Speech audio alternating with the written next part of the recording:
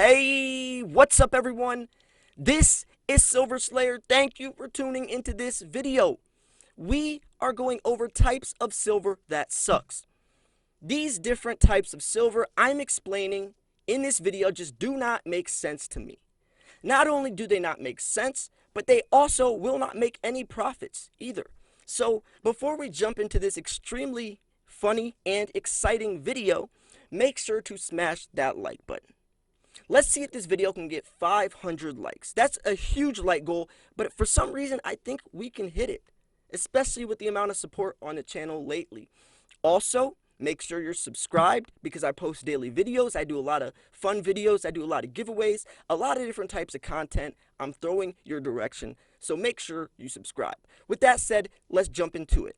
Now, I do want to give a little disclaimer before we jump into the types of silver that I just do not like, that suck in my opinion. And this is buy what you like.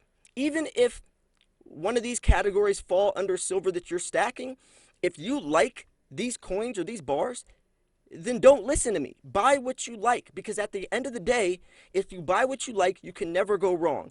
No matter how much that coin depreciates in price or whatever the case is, at least you have some silver that you can enjoy. So always buy what you like. You will never go wrong, and you will never lose a dollar in your life. That's the best thing to do. But this video is looking at more of a logical, rational standpoint from an investor's perspective, right? So let's jump into it. The first type of silver that does not make sense to me are colored coins, colored silver. You ever seen those American Eagles that you know, the whole coin is silver, but all of a sudden she has like a red, white, and blue dress on, and it pops out of nowhere, and it looks extremely tacky? These coins not only look hideous, they look ugly, but there's no market for them. There's no market for them, and the worst part is, since they have to put coloring in them, the coins are extremely expensive as well. So, one, there's no market. You won't be able to resell it for a profit. There's a hefty premium, and they look bad. I just do not get colored silver. It just does not make sense to me. It does not make sense whatsoever. I'm curious, though, if you find an advantage or something that does give these coins a chance to end up in someone's stack or have a good reason to stack, let me know. And also let me know which types of silver you don't like and that you do like, right? Because I can make a whole other video titled types of silver that are awesome, or types of silver that don't suck, right? I might actually do that, types of silver that don't suck. I don't know. But the whole point of this is, when you're investing in the precious metals, you want to look at convenience, liquidity, and attractive, right? You're turning yourself into a business, and colored silver is just bottom of the barrel stuff that really is only going to hurt your stack. Now, the next type of silver I want to jump into has an even lower customer base than the colored silver. These are the superhero coins, the movie type coins, and this is because if you have a whole bunch of, let's say, like Spider-Man coins or you know, Superman coins, or whatever the case is, or a movie coin, you're limiting your potential buyer to someone that specifically likes that movie or that superhero. And especially when it comes to investing is more adult-like, and mixing, you know, cartoon superhero movies with such an adult, you know, investment, or it just doesn't fit right with me. It seems a little childish. Like, if my little brother, he's 12 years old, if he was to start stacking silver, then yeah, you know, maybe that would be cool for him to have, right? But as adults, it just seems a little kiddish, right? I mean, I could see from a collector's point of view, if you are a collector that love that movie, or you're trying to collect the entire set of the Marvel series silver coins, that then I could see where you're going. But just to buy some of these coins, you know, that really don't have much attraction to them, especially with the premiums attached because you're paying for the Marvel name, it just seems like a bad investment in my opinion. So with that said, let's jump into the next type of silver. Now, have you ever heard the saying, Don't put a bumper sticker on a Lamborghini. Well, this next type of silver, believe it or not, is exactly that. These are proof eagles. Those two words should never go together. American Eagles are a very standard bullion coin. The design stays the same every single year. They're minted by the millions and millions and millions. They are not scarce. They're not collectible. There's nothing special about them. So why would someone proof a bullion coin like that? It doesn't make sense. You're literally paying a premium for something that isn't even going to sell that great on the market. So you want to be careful with that because a lot of people buy them, and that's why these mints make them, because there's a market. People will buy them, but they're not that easy to sell. There's not really a market for them. So coins that would be proofed are like my 2016 Moon Festival Panda, right? A coin like that, or maybe like the Maple Leaf reverse proof series, something along those lines. But proofing an American Eagle is like putting a bumper sticker on a Lamborghini. So before we go into the last category, as I'm editing this video, I wanted to add in something else that doesn't make sense to me. Paying premiums for like the 25th anniversary American Eagles, or you know how they have those anniversary coins or first strike coins or something along those lines, just special words, fancy words. Those words don't mean anything. They don't mean anything.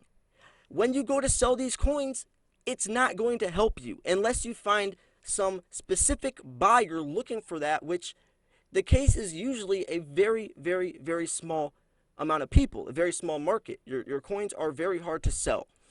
So if you are looking to stack collectible coins that can still gain premiums or still put money in your pocket, maybe look into something that's more liquidable, right? This type of silver just doesn't make sense. It's hard to sell, especially if you're trying to make profits back. So now I want to go into the last type of silver, and these are heavy bars, right? Heavy bars, 20 plus ounce bars. These bars are way too heavy to be stacking. Think about it like this. Let's say silver, the spot price of silver does go up to $100 an ounce, and you have a 20-ounce bar. Who is going to be able to afford that bar, especially if you have several of them? When you're stacking extremely heavy bars, you've narrowed your customer or your potential buyer base to extremely wealthy people. The average person will not be able to afford that bar. People can't even afford a 20-ounce bar today with spot price at $15, $20. So imagine when you are trying to sell your silver, when the price goes extremely high, once it explodes, your bar is going to be way too expensive for most people, meaning it's going to be extremely hard to sell.